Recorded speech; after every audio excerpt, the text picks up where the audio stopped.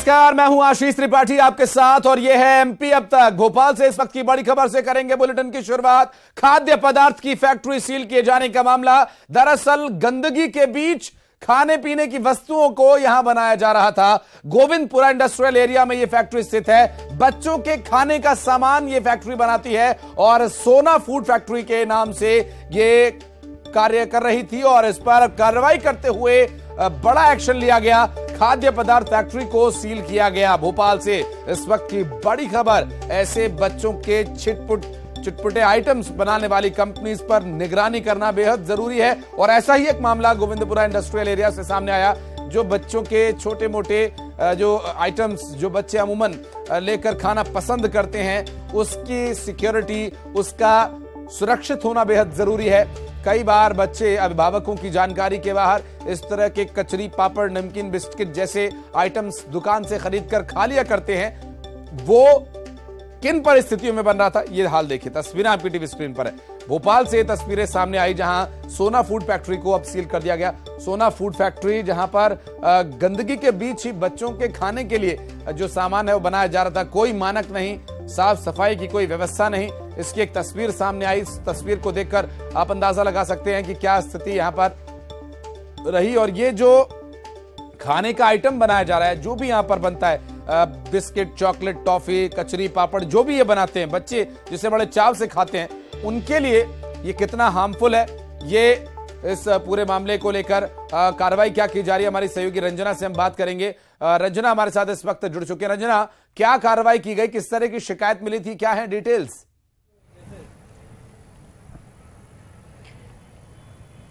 जी आशीष, गोविंदपुरा में जो फैक्ट्री है, फूड फैक्ट्री, वहां पर जिस तरीके से गंदे तरीके से फ्राइम पापड़ तैयार किए जा रहे थे, उसको लेकर लगातार शिकायत मिल रही थी। और शिकायत के बाद जब खाद्य विभाग का अमला वहां पर पहुंचा था तो तमाम फैक्ट्री के अंदर जो गंदगी है वो पाई गई थी और बिना किसी अगर कहें तो सफाई के और जो खाद्य सुरक्षा मानकों के तहत वहां पर जो फ्राइम पापड़ है वो तैयार किया जा रहा था।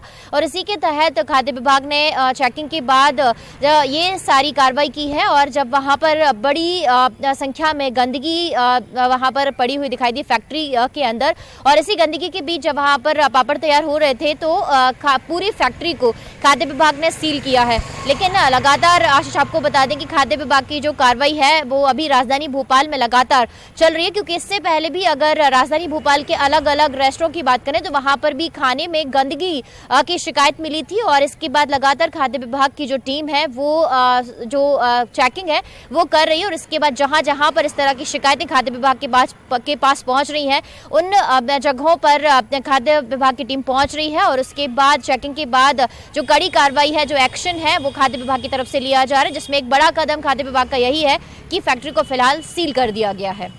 मानकों की कमी तो थी ही, आप बता रहे, गंदगी भी वहां पर बहुत थी। और जो सीलिंग की कार्रवाई हुई है, ये वहां की परिस्थितियों को देखते हुए रंजना एक्शन लिया गया है या शिकायत के आधार पर कार्रवाई की गई है? क्या जांच भी इसके बारे में, इसके संदर्भ में कुछ की जाएगी, या फिर वहां परिस्थितियां ही कुछ ऐसी हो गई थी कि हालत देखते हुए फूड डिपार्टमेंट ने फैसला किया? और क्या इस तरह की कार्रवाई आगे भी जारी रहेगी? फैक्ट्री प्रबंधन की तरफ से कोई जवाब, इस पर कोई सफाई दी गई हो?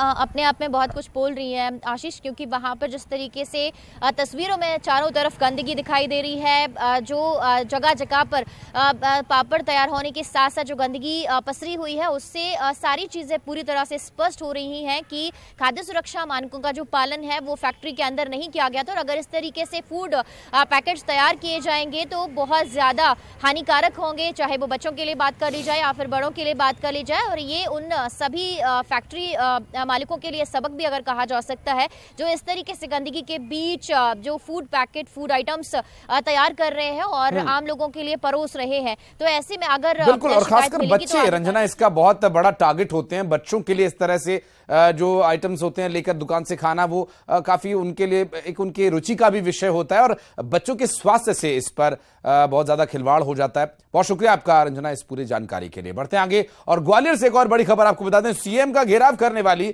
आशा उषा कार्यकर्ता बर्खास्त कर दी गई है। मानदेय बढ़ाने को लेकर यह प्रदर्शन किया जा रहा था। 16 अप्रैल को अंबेडकर महाकुंभ के दौरान यह प्रदर्शन किया गया था। दरअसल आशा कार्यकर्ताओं की पुलिस के साथ झड़प हुई थी। सीएम के सुरक्षा घेरे को तोड़ा गया था और नारेबाजी की गई थी। 25 कार्यकर्ताओं को सीएमएचओ ने बर्खास्त कर दिया है।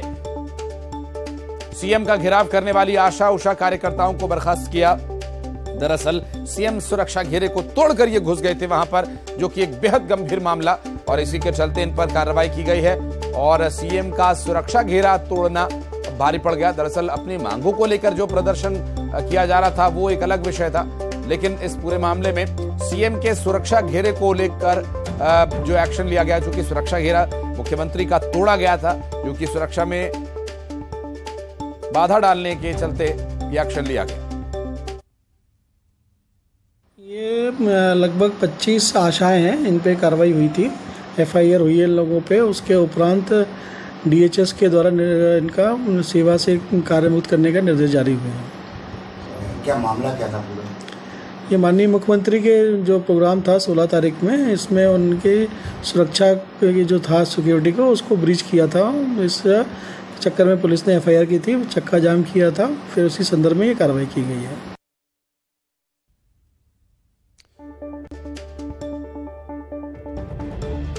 तो सीएम की सुरक्षा की चूक का ये मामला, अब हालांकि इसमें चूक कहना संभव होगा कि टेक्निकली गलत हो जाएगा, क्योंकि ये जबरन कूद कर घुस आई और ये वो कार्यकर्ता थे जो प्रदर्शन कर रही थी अपनी मांगों को लेकर, लेकिन इन कार्यकर्ताओं पर एक्शन लिया गया मानदेय बढ़ाए जाने को लेकर। ये प्रदर्शन कर रहे थे और इस प्रदर्शन को लेकर वहां अपनी मांगों को लेकर वे पहुंचे थे, और ऐसे में जो सुरक्षा घेरा तोड़कर घुसी कार्यकर्ता थी, उसके बाद इसमें एक्शन लिया गया उन पर। और दरअसल ग्वालियर से ये पूरा मामला सामने आया था, जहां पर अब कार्यकर्ताओं पर एक्शन लिया गया। सीएम का घेराव करने वाली आशा उषा कार्यकर्ताओं को बर्खास्त किया गया। सुशील कौशिक हमारे सहयोगी हैं। सुशील, कितने लगभग ये आशा उषा कार्यकर्ता हैं जिन पर एक्शन लिया गया? देखिए, आपको बता दें कि 16 अप्रैल को ग्वालियर में अंबेडकर महाकुंभ में भाग लेने के लिए मध्य प्रदेश के मुख्यमंत्री शिवराज सिंह चौहान आए थे, और उसी दौरान ये आशा उषा कार्यकर्ताओं ने सीएम का काफिला रोककर घेराव करने की कोशिश की थी, और उसी दौरान इन्होंने सड़क पर बैठकर चक्का जाम भी कर दिया था। यही वजह है कि इसमें पहले कुछ आशा उषा कार्यकर्ताओं के खिलाफ थाने में एफआईआर दर्ज हो चुकी है। वहीं अब जो है इसमें बड़ा एक्शन लेते हुए स्वास्थ्य विभाग ने करीब 25 आशा उषा कार्यकर्ताओं की सेवाएं समाप्त कर दी है। और भी बहुत शुक्रिया आपका इस पूरे मामले पर जानकारी के लिए। और बढ़ते आगे नरसिंहपुर से एक और बड़ी खबर आ रही है, जहां गोठे गांव पहुंचे मुख्यमंत्री शिवराज सिंह चौहान और केंद्रीय मंत्री प्रहलाद पटेल के निवास पर मुख्यमंत्री शिवराज सिंह चौहान पहुंचे हैं। पूर्व राज्य मंत्री जालम सिंह पटेल के बेटे मोनू पटेल को श्रद्धांजलि दी। गृह मंत्री नरोत्तम मिश्रा भी यहां पहुंचे। गोठे गांव जालम सिंह पटेल के बेटे मोनू पटेल को श्रद्धांजलि देने के लिए ये सभी यहां पहुंचे थे, और ये जो तस्वीरें हैं उस वक्त जब श्रद्धांजलि अर्पित करने के लिए वहां पहुंचे थे मुख्यमंत्री शिवराज सिंह चौहान, उस वक्त की तस्वीर है। और उसके बाद गृह मंत्री नरोत्तम मिश्रा जब वहां पहुंचे थे श्रद्धांजलि अर्पित करने के लिए, उस दौरान की ये दो तस्वीरें।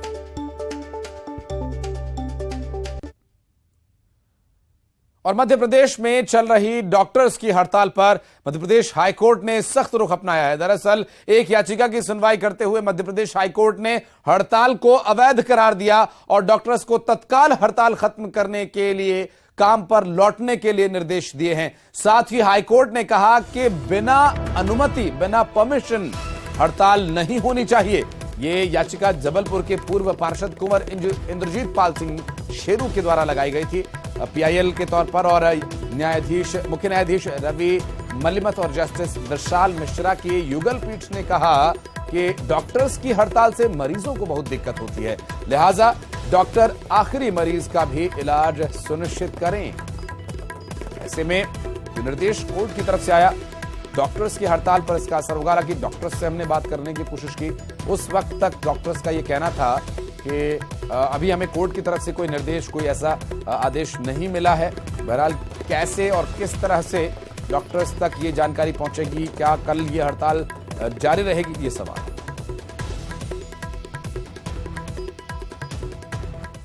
हाई कोर्ट ने आज पिटीशन की सुनवाई की और उसमें कहा कि ये जो डॉक्टर्स इंडेफिनिट स्ट्राइक पे गए हैं, ये इलीगल स्ट्राइक है। डॉक्टर्स को डायरेक्शन दिया है कि इमीडिएटली वर्क पे रिज्यूम करें और जब तक हॉस्पिटल में लास्ट पेशेंट है उसको ट्रीट करें, और आगे से भी बिना कोर्ट की अनुमति के डॉक्टर्स स्ट्राइक पे नहीं जाएंगे। अभी पता लगा है कि निर्णय पारित किया है कि जो हड़ताल की जा रही है वो इलीगल है और हड़ताल खत्म करके तुरंत डॉक्टर्स अपने काम पर आएँ। और मुझे पूरी उम्मीद है कि माननीय हाईकोर्ट के निर्णय का हम सभी लोग स्वागत भी करते हैं और साथ ही साथ इस निर्णय को मानने के लिए सब लोग बाध्य होते हैं। तो आपके माध्यम से डॉक्टर से मेरा अनुरोध है कि वो अपने काम पर। मध्य प्रदेश में डॉक्टर्स ने अपनी मांगों को लेकर हड़ताल शुरू की।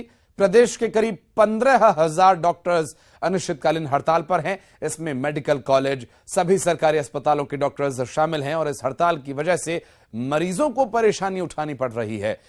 6 तस्वीरें इससे जुड़ी हुई, भोपाल, इंदौर, खरगोन, ग्वालियर, टीकमगढ़ और भोपाल के 2 अलग अलग अस्पतालों की तस्वीरें। तो कुल मिलाकर 6 तस्वीरें 5 जगहों से हम आपको दिखा रहे हैं जहां पर डॉक्टर्स की हड़ताल का असर ऐसा रहा कि मरीजों को, तीमारदारों को बहुत परेशानी झेलनी पड़ी। वो लोग जो अपने परिजनों, सगे संबंधियों, मित्रों को लेकर अस्पताल पहुंचे थे उनके इलाज के लिए, उन्हें भी काफी परेशानी का सामना करना पड़ा। और डॉक्टर्स की हड़ताल के चलते 4 और तस्वीरें जो परेशानी को बयां करती हुई सामने आई, खरगोन से, ग्वालियर, इंदौर और टीकमगढ़ से, वो 4 तस्वीरें जिसने ये बताने के लिए, तस्दीक करने के लिए तस्वीरें काफी हैं, जिसमें यह पता चल रहा है कि कितनी परेशानी यहां पर डॉक्टर्स की हड़ताल की वजह से हुई है। बहरहाल अब देखना होगा कि क्या कल भी ऐसी ही तस्वीरें देखने को मिलती हैं। और मध्य प्रदेश में डॉक्टर्स की बेमियादी हड़ताल के बाद अस्पतालों में स्वास्थ्य सेवाएं बदहाल हो गई हैं। ग्वालियर के जय आरोग्य अस्पताल में आईसीयू में भर्ती एक मरीज की मौत हो गई, तो वहीं अस्पताल में शवों के पोस्टमार्टम का काम भी अटका हुआ है। ऐसे में पोस्टमार्टम हाउस के बाहर 24 घंटे से लोग परिजनों के शव के लिए परेशान हैं। जय आरोग्य अस्पताल के 350 डॉक्टर्स और स्वास्थ्य विभाग के 140 डॉक्टर्स पर भी हड़ताल पर है वे, और डॉक्टर्स की हड़ताल के चलते सरकारी अस्पतालों में हाहाकार मची हुई है। और हड़ताल कर रहे डॉक्टर्स का कहना है कि शवों का पोस्टमार्टम करना भी अब प्रशासन की जिम्मेदारी है। जी को पोस्टमार्टम होना था, हाँ, कल 2 बजे से इधर है, पोस्टमार्टम हुआ नहीं है अभी डॉक्टर का कोई पता नहीं पड़ रहा, हड़ताल खत्म होगी क्या नहीं, तो शाम तक होगा पोस्टमार्टम, ये भी पता नहीं। हाँ। और सीएम शिवराज सिंह चौहान ने सीहोर को कई सौगात दी। सीएम ने नांदनेर गांव में 7 सड़कों का निर्माण का भूमि पूजन किया और ये सड़कें 127 करोड़ 70 लाख रुपए की लागत से बनेंगी। सीएम ने मंच से कई मांगों को स्वीकृति देने का ऐलान किया। सीएम ने किसानों की चर्चा करते हुए कहा, जितनी चिंता बीजेपी सरकार की उतनी कोई कर सकता है क्या। उन्होंने किसानों की आय दोगुनी होने की बात कही। शिवराज सिंह चौहान ने कई गांवों में सिंचाई की परेशानी को देखते हुए नर्मदा का पानी किसानों के खेतों तक पहुंचाने का वादा किया और इसके लिए योजना को भी मंच से मंजूरी दी। मैंने कहा कि किसानों की आमदनी दुगनी हो गई कांग्रेस के राज से, तो कमलनाथ जी कहने लगे वैसे ही कह रहे हैं, किसान बड़ा परेशान है, जरा दिल पे हाथ रख के बताओ दुगनी आमदनी हुई कि नहीं हुई। अरे जोर से बताओ, हुई कि नहीं हुई।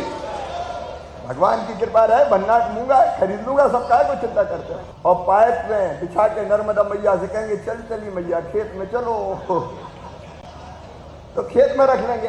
ऐसा करेंगे अपन, 2.5 हेक्टेयर के चक में एक पाइप का मुंह दे देंगे, वहां से आप स्प्रिंकलर हो, ड्रिप हो और सिस्टम हो अपना लगाओ और पानी खेत में सींचो, ठीक है।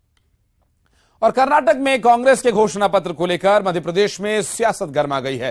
कांग्रेस ने पीएफआई के साथ साथ बजरंग दल पर कार्रवाई करने का वादा किया। पीएफआई से बजरंग दल की तुलना पर बीजेपी ने कड़ी आपत्ति जताई है। साथ ही सीएम शिवराज ने बजरंग दल को राष्ट्रवादी संगठन करार दिया, जबकि कमलनाथ ने कहा कि नफरत फैलाने वाले संगठनों पर कार्रवाई होनी ही चाहिए।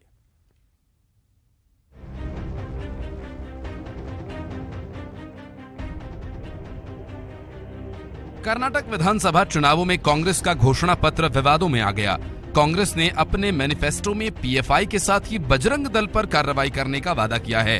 अब इसे लेकर बीजेपी हमलावर है। सीएम शिवराज सिंह चौहान ने कहा कि बजरंग दल आतंकवाद, लव जिहाद का विरोध करता है। शिवराज सिंह चौहान ने बजरंग दल को राष्ट्रवादी संगठन करार दिया। वो बजरंग दल जो आतंकवाद का विरोध करता है, लव जिहाद का विरोध करता है, सामाजिक सेवा सहित देशभक्ति के भाव अपने धर्म और संस्कृति के प्रति। उधर गृह मंत्री नरोत्तम मिश्रा ने पीसीसी चीफ कमलनाथ को खत लिखा और सवाल पूछा कि हनुमान भक्त बताने वाले कमलनाथ ये बताएं कि वो घोषणा पत्र के साथ हैं या नहीं।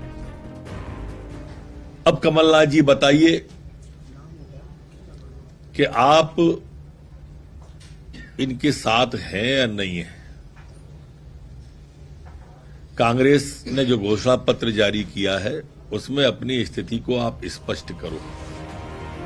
कांग्रेस के घोषणा पत्र पर बीजेपी के प्रदेश अध्यक्ष वीडी शर्मा ने भी निशाना साधा और कांग्रेस पर तुष्टीकरण की राजनीति करने के आरोप लगाए। तो कमलनाथ जी केवल तुष्टीकरण दिखावे की राजनीति करना, मध्य प्रदेश ने भी 15 महीने के अंदर तुष्टीकरण की राजनीति को कमलनाथ जी आपकी देखा है। वहीं दमोह पहुंचे कमलनाथ ने बीजेपी के प्रहारों पर जवाब दिया। कमलनाथ ने सुप्रीम कोर्ट की गाइडलाइन का हवाला दिया और कहा कि नफरत फैलाने वाले संगठनों पर कार्रवाई होनी चाहिए। ये तो सुप्रीम कोर्ट ने कहा, कई जगह कहा, आज नहीं कल ने कहा कि जो भी ऐसी संस्थाएं और व्यक्ति हैं जो सामाजिक विवाद पैदा करते हैं उन पर कड़ी कार्रवाई होनी चाहिए। बजरंग दल के मुद्दे पर कांग्रेस बैकफुट पर दिख रही है। ये एक ऐसा मुद्दा है जहां कांग्रेस बीजेपी की पिच पर बैटिंग करने को मजबूर हो गई है। जाहिर है इसका असर मध्य प्रदेश के चुनावों में भी दिखेगा। और पूर्व सीएम कैलाश जोशी के पुत्र दीपक जोशी 6 मई को कांग्रेस ज्वाइन करेंगे और इस बात की जानकारी उन्होंने न्यूज 18 के देवास सहयोगी पर फोन पर हुई बातचीत के दौरान दी। दीपक जोशी ने न्यूज 18 से कहा कि 6 मई को कांग्रेस ज्वाइन करूंगा। इस दौरान उन्होंने अपने पिता की अस्मिता पर सवाल उठाया और पिता की अस्मिता को लेकर ये कदम उठा रहे हैं, ऐसा उन्होंने कहा। दीपक जोशी ने बागली में भ्रष्टाचार की बात भी कही।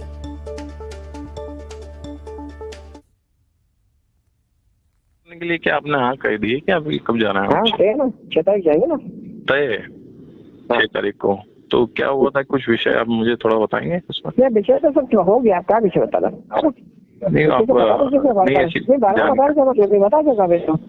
अच्छा अच्छा, तो मैं कोई चुनाव का टिकट का नहीं मानना, मेरे पिताजी की जो अस्मिता है उसको बचाना। दोनों भ्रष्टाचार के खिलाफ लड़ाई लड़ी है।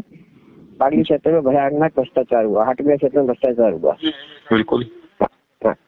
तो ये मध्य प्रदेश में कहीं अभी किसी नेता से, बीजेपी नेता से ऐसी कोई बात हुई? मैंने अब सच्चे बंद कर दी। अच्छा, और जो मैंने मना कर दिया, बिल्कुल मेरी चर्चा नहीं करना। कांग्रेस में किसी से वरिष्ठ नेता से? वरिष्ठ नेता से मेरी चर्चा हो चुकी। और बालाघाट में एक डंपर और उसका चालक हाई टेंशन लाइन की चपेट में आ गया। डंपर चालक की मौत हो गई, वहीं डंपर भी पूरी तरह से जलकर राख हो गया। खरगोन में बारातियों से भरी लोडिंग गाड़ी पलटने की वजह से हादसा हो गया। 12 से ज्यादा लोग इसमें घायल हो गए, जिन्हें अस्पताल में भर्ती कराया गया। जबकि रीवा के मैहर के पास डंपर ने एक वैन को टक्कर मार दी। हादसे की 5 तस्वीरें। और चौथा हादसे में वैन में सवार 2 लोगों की मौत हो गई। शिवपुर में यात्री बस और ट्रैक्टर ट्रॉली में आमने सामने की टक्कर हो गई और हालांकि इस घटना में कोई जनहानि नहीं हुई, ये एक राहत की बात थी। वहीं भोपाल मामले की अगर बात करें, जो एक लो फ्लोर बस ने ऑटो को टक्कर मारी, यहां पर कोई हताहत नहीं हुआ, चोट जरूर आई है। और सतना में सूत्र बस सेवा की बड़ी लापरवाही, सड़क दुर्घटना की तस्वीरें सामने आई। दरअसल बाइक को घसीटते हुए ले गया ड्राइवर, बस से घसटने की वजह से बाइक में आग लग गई और आग लगने के बाद बस नहीं रोकी। यात्रियों से भरी बस में कोई बड़ा हादसा हो सकता था। सड़क दुर्घटना का ये मामला, एक की मौके पर ही मौत हो गई, दूसरे की हालत गंभीर बताई जा रही है।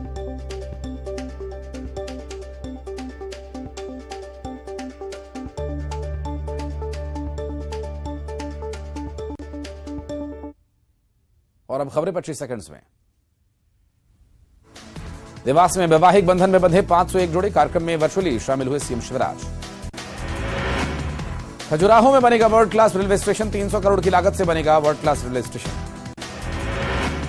6 मई को कांग्रेस ज्वाइन करेंगे, दीपक जोशी न्यूज 18 से बातचीत में दी जानकारी। रेवाड़ी में जन्मदिन पर भक्ति में लीन हुई उमा भारती, राम राजा सरकार का किया पूजन। कर्नाटक में कांग्रेस घोषणा पत्र को लेकर दमोह में कमलनाथ का बयान, कहा नफरत फैलाने वाले संगठनों पर होगी कार्रवाई।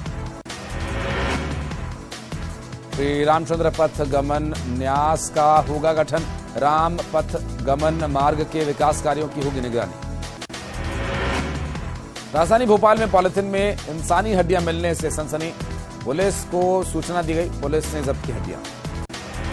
रतलाम में 50 लाख की ब्राउन शुगर के साथ मां बेटे गिरफ्तार। आगरमालवा के कलेक्टर का दिखा अलग अंदाज, फर्श पर बैठकर सुनी ग्रामीणों की समस्या। मध्य प्रदेश में डॉक्टर्स की अनिश्चितकालीन हड़ताल, मेडिकल कॉलेज और सभी सरकारी अस्पतालों के 15,000 डॉक्टर्स हड़ताल पर। चिकित्सा शिक्षा मंत्री विश्वास सारंग ने डॉक्टर्स से की अपील, मरीजों के हित को देखते हुए हड़ताल पर न जाएं डॉक्टर्स। छोटा सा ब्रेक, जल्द लौटते हैं।